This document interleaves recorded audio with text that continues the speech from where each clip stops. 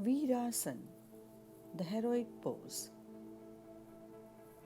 Sit in a kneeling position on your mat, with your knees and feet touching each other.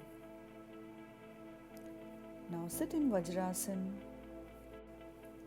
Bend your right knee and place your foot closely next to your left knee. Make sure your right foot toes are in line with the left knee.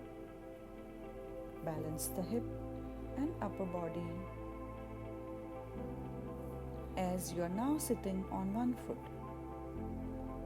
Place the left hand on your left knee and right hand on your right knee.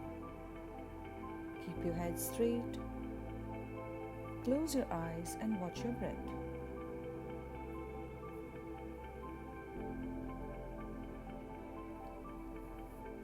Slowly bring both your legs to the kneeling position. Sit on one side and straighten the legs one at a time.